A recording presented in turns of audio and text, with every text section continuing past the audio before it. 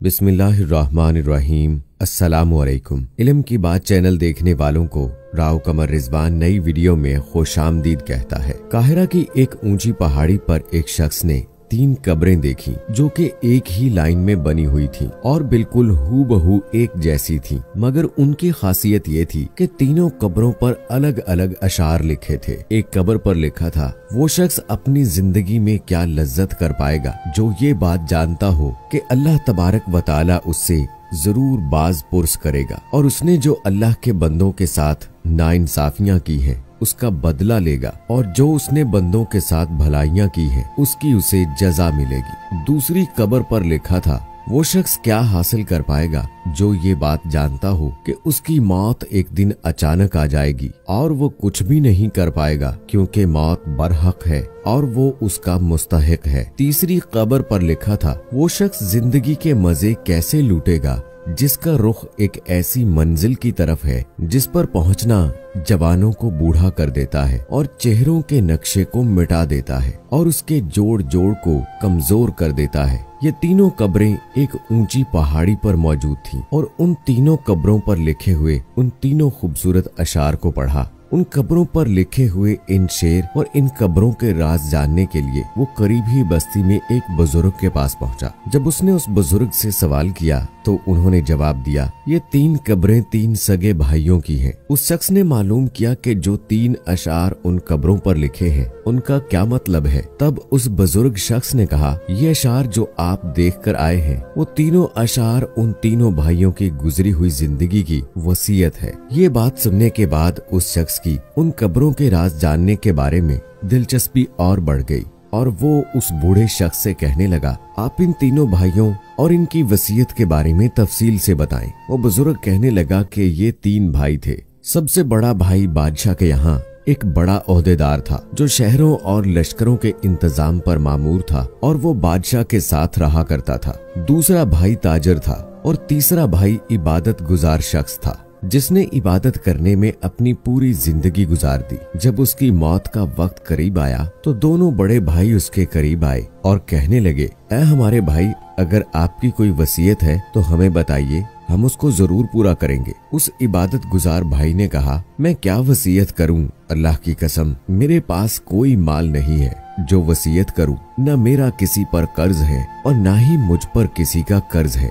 दूसरे ताजर भाई ने कहा, मेरा जो कुछ माल है वो सब तुम्हारे सामने है, इसका तुम जो चाहो वो करो, जो दिल चाहे वो वसीयत करो। तुम्हारे दिल में भलाई का कोई अरमान रह गया हो जो माल की वजह से पूरा ना हुआ हो। अपने भाई की बात सुनकर उसने अपना रुख मोड़ लिया और अपने भाइयों से कहा, मुझे तुम्हारे माल की कोई जरूरत नहीं है, लेकिन फिर भी मैं तुमसे एक इकरार लेना चाहता हूँ जिसके तुम वादा खिलाफी ना करोगे। उन दोनों भाइयों ने कहा कि हम वादा करते हैं, तुम जो कुछ कहोगे वो हम पूरा करेंगे। तब उस इबादत गुजार भाई ने कहा, जब मैं मर जाऊं तो तुम लोग मुझे एक ऊंची जगह पर दफन करना और मेरी कब्र पर लिख देना, जिंदगी से वो शख्स क्या लज्जत हासिल कर सकता है जो ये जानता हो कि अल्लाह ताला उससे जरूर वज़ा पोश करेगा और उससे बंदों के साथ की जाने वाली नाइंसाफियों का बदला लेगा और उसने जो भलाइयां की हैं उसकी जजा देगा। जब ये काम कर चुको तो रोजाना 3 दिन मेरी कब्र पर आना, शायद तुम्हें नसीहत नसीब हो। उन्होंने उसकी मौत के बाद ऐसा ही किया।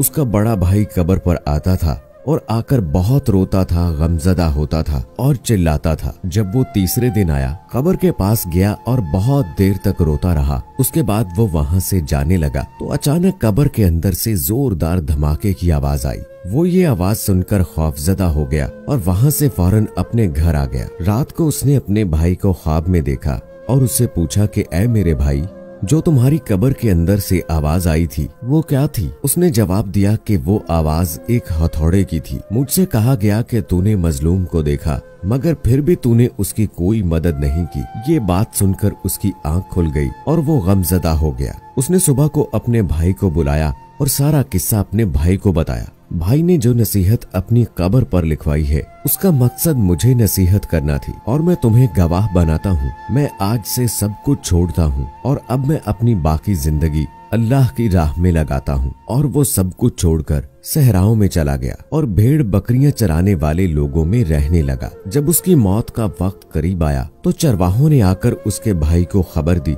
खबर सुनते ही उसका ताजर भाई चरवाहों के साथ गया और अपने भाई को अपने साथ ले आया और अपने भाई से कहा कि अगर आपको कोई नसीहत करनी है तो कहो, मैं उसको पूरा करूंगा। उसके भाई ने कहा कि मैं क्या वसीयत करूं, मेरे पास तो अब कुछ भी नहीं है, लेकिन तुमसे एक इकरार लेता हूँ जिसे तुम पूरा करना। उसने कहा कि जब मैं मर जाऊं मेरी कब्र भी मेरे भाई के पास बनवा देना और मेरी कब्र पर लिख देना, क्या लज्जत पाएगा वो आदमी जो यकीन रखता हो इस बात पर कि मौत उस पर अचानक आ जाएगी, उसकी सारी शोहरत वो छीन लेगी और उस घर में वो ले जाएगी जिसका वो मुस्तहिक है। और मेरे भाई, तुम मेरी कब्र पर आते रहना, शायद तुम्हें कोई नसीहत मिले और मेरे लिए दुआ करना, अल्लाह मुझ पर रहम फरमाए। जब वो मर गया तो उसके भाई ने उसकी वसीयत के मुताबिक वैसा ही किया। वो उसकी कब्र पर रोज जाता था और उसके लिए रो रो कर दुआएं मांगता था। जब वो तीसरे दिन आया और आकर कब्र पर बहुत देर तक रोता रहा और अपने भाई के लिए दुआ मांगता रहा और फिर उठकर वापस जाने लगा, तभी उसने अचानक कब्र के अंदर एक आवाज सुनी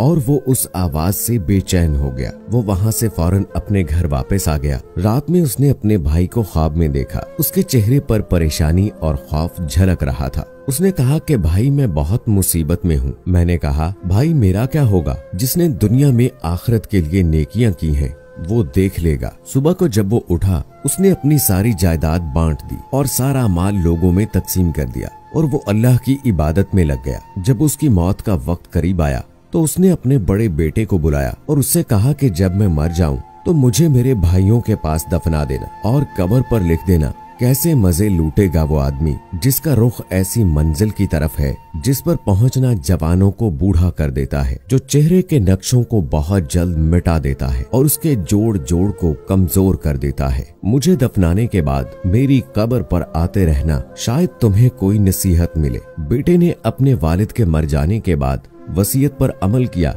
रात को उसने अपने वालिद को ख्वाब में देखा। वो कह रहे थे, बेटा मौत करीब है, तुम आखिरत के सफर की तैयारी कर लो, अपना सामान बांध लो, जिस घर से तुम्हें निकलना है उस घर की तरफ जहां तुम्हें जाना है। सुबह को उसने अपने ख्वाब के बारे में सबको बताया और वो दुनिया से रुखसत हो गया। ये कहकर बूढ़ा खामोश हो गया। दोस्तों, ये 3 कब्रों का वाकया आपने सुना, इससे हमें नसीहत लेनी चाहिए। इसका मकसद ये है कि अल्लाह ताला हम सबको खबरदार करता है कि ऐ लोगों, मरने के बाद तुम्हारे साथ क्या मामला होगा। तुम दुनिया में माल जमा करने में लगे हो, मगर मरने के बाद सिर्फ तुम्हारे अच्छे आमाल ही काम आएंगे, तुम्हारे आमाल का ही हिसाब होगा। लिहाजा अभी से तैयारी कर लो, दुनिया के ऐशो आराम से निकलो। दोस्तों, अभी वक्त है, संभल जाइए, ऐसा ना हो कि वक्त हाथ से निकल जाए। उम्मीद है दोस्तों हमारी आज की वीडियो आपको पसंद आई होगी। इस वीडियो को लाइक करें, शेयर करें अपने दोस्तों के साथ। कमेंट बॉक्स में अपनी राय का इजहार जरूर कीजिएगा। मुझे अगली वीडियो तक इजाजत दीजिए। फी अमानिल्लाह।